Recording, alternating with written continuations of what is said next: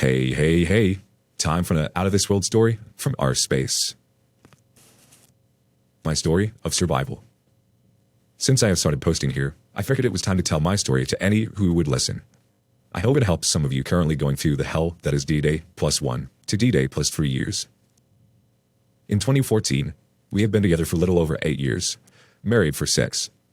After supporting her through college to become a teacher, she went through a horrible first year, as teachers often do. I remember her saying she never wanted to teach again. I tried to convince her not to give up after spending 6 years of school. She changed her major twice, over one bad year. It turned into a gigantic fight, and finally, after years of supporting her, I lost my cool. Fine, give up on it then. But you have to work. We can't make it on one income. After a few months, she found a job paying well below what she made as a teacher. I thought this was behind us, and that we were getting by just fine. Then my dad passed away. My dad and I had a strained relationship. My parents divorced when I was 12, and he was never really around, and when he was at the bar.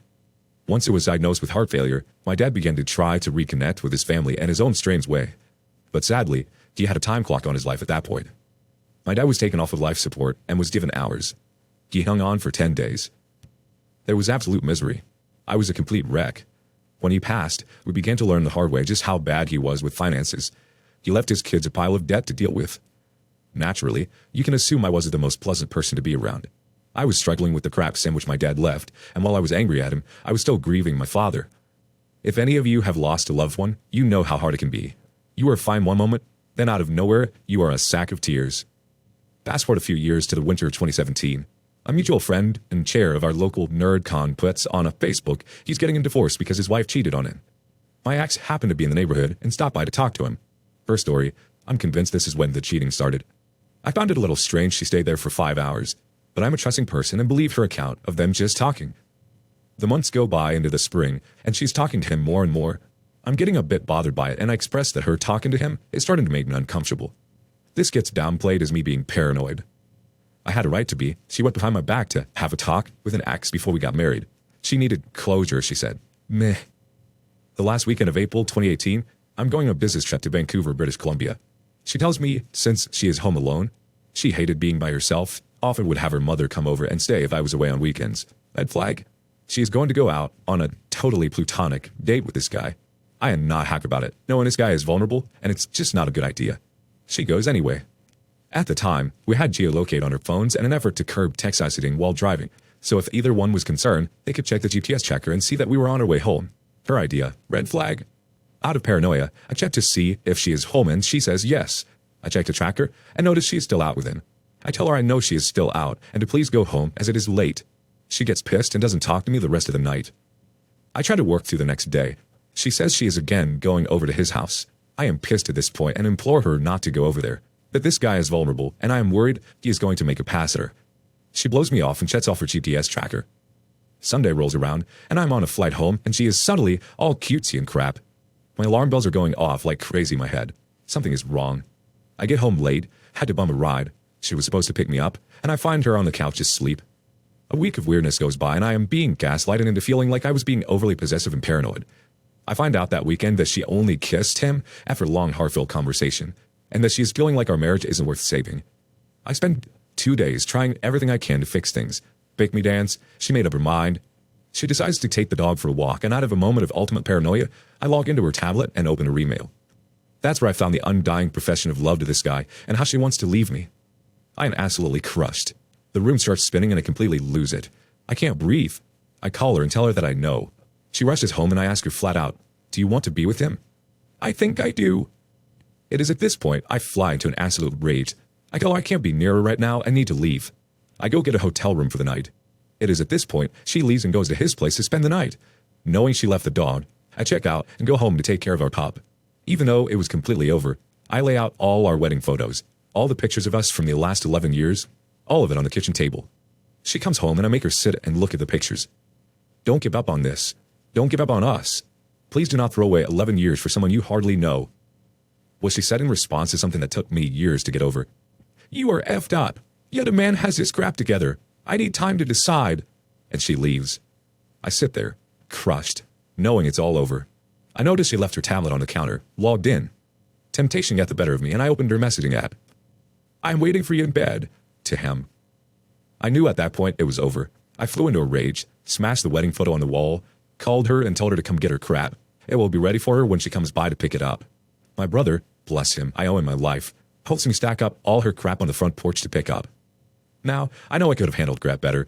Hindsight is 20/20, but the woman that I adored, made sacrifices for, did everything I could do to keep her happy, and just shacked up with another man. She immediately moves in with him, changes her cell phone plan from mine to his, the same day, and this jackass goes to the convention that I was part of the staff for and proclaims his love and that if anybody doesn't support them, they're kicked out. I'm naturally banned from the convention, so not only did I lose my wife, I also lost my tribe I thought that had my back. The convention goes off 4 weeks later. She has fully moved in with him at that point and plasters pictures all over Facebook hanging all over him. Meanwhile, while she is off on trips and flaunting her new relationship, I'm pulling favors from family and what little friends I have left to move things out of our house and get out before the lease ends. Anytime I demanded help, she had some excuse. To make matters worse, even work wasn't safe. She started a new job the week she cheated at the same place I was working IT help desk lead.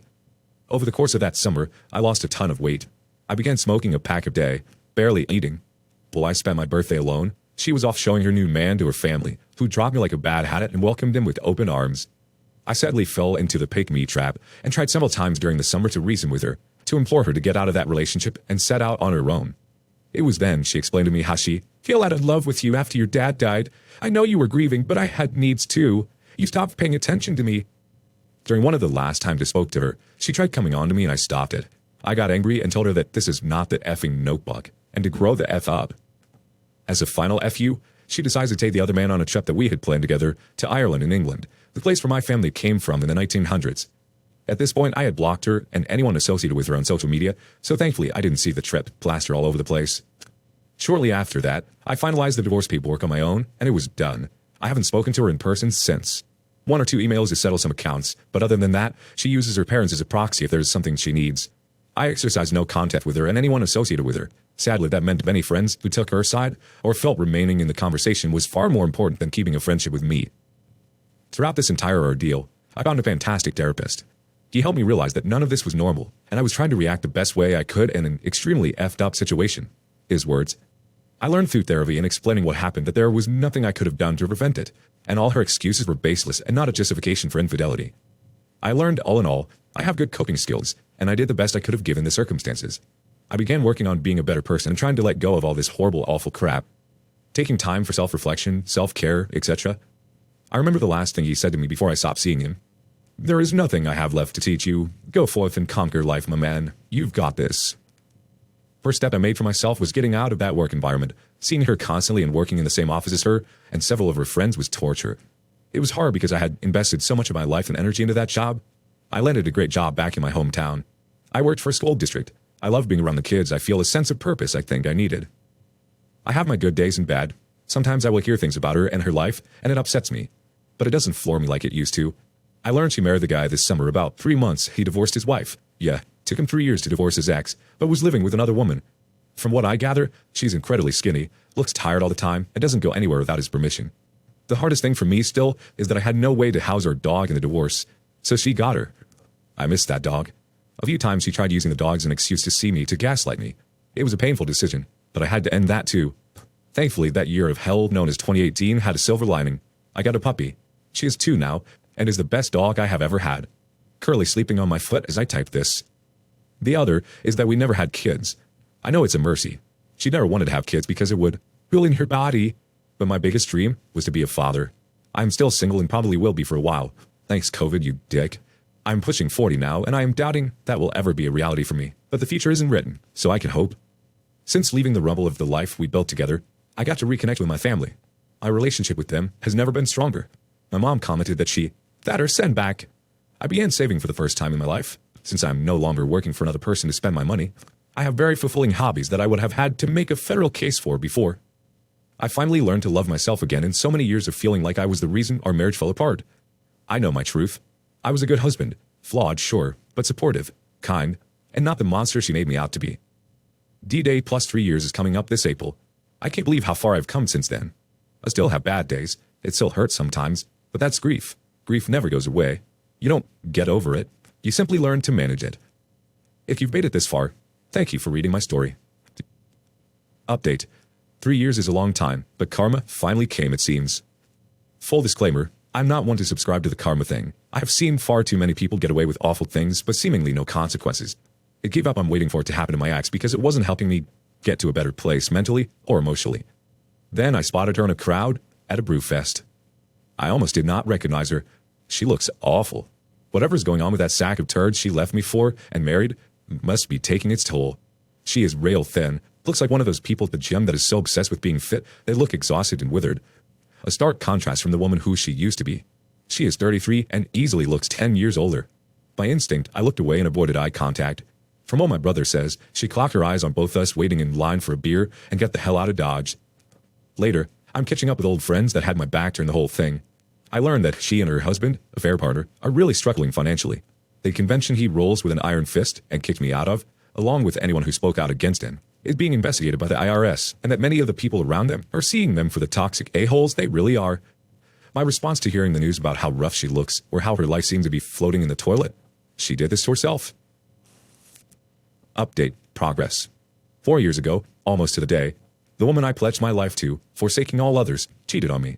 It took 6 brutal months to divorce and get no contact to stick, mostly for me. I am posting this for those who are currently going through the gauntlet and maybe answer some questions. It still hurts, though not as much as it did all those years ago. Like a physical open wound, it eventually heals, but the scar will remain. Sometimes scar tissue will hurt. In those first few months, you cannot trust yourself at all. I was manipulated several times into being her emotional cry pillow for something she did to us. Why was I consoling her when she was the one who wrecked everything? Because I so cared about her. Unlike her, that love I had for her wasn't fickle. It takes a long time to learn how to not love someone anymore. Any friends who say, "I'm not choosing sides," is someone you need to distance from. They chose a side, and it wasn't yours. I had a friend of 20 years. In retrospect, they were toxic AF. Claimed they were not taking sides and wound up becoming friends with the fair partner. Is suspected to climb the social ladder. Tell your story. Be unapologetically honest. Cheaters are famous for painting a narrative to everyone that the betrayed spouse is an awful person, and if people attempt to justify their cheating, the best way to combat this is to be honest. It is no longer your responsibility to keep their secrets. Do your absolute best to maintain no contact. It is very hard to do sometimes. I've failed at it a lot. Block them everywhere. Best option, if you can afford it, is to have communication done through a third party. You do not have to forgive them. Use that energy forgiving yourself. You do not have to get back out there and meet someone new. And do it when you feel ready, not when others say. You're going to hear invalidating comments from ignorant people. Get over it. It takes two to tango. There are two sides to every story, etc., etc. Comments like these come from a place of ignorance. They haven't gone through what you have. They do not understand. I hope this post can be a good place for those of us who are farther along the path to help those who are pulling themselves out of the quicksand of despair. That is what I love about this community. People are here to help. We have a comment from Nero Aldrin 20. Living your best life is the best revenge. And another comment from Napkin Basket. Love this post. Thank you. I'm 4 months in and need to hear this kind of thing regularly if I can. And lastly from Iron Main. Any friends who say I'm not choosing sides is someone you need to distance from. I learned this in my early to mid-20s and most likely the reason why I keep a small inner circle.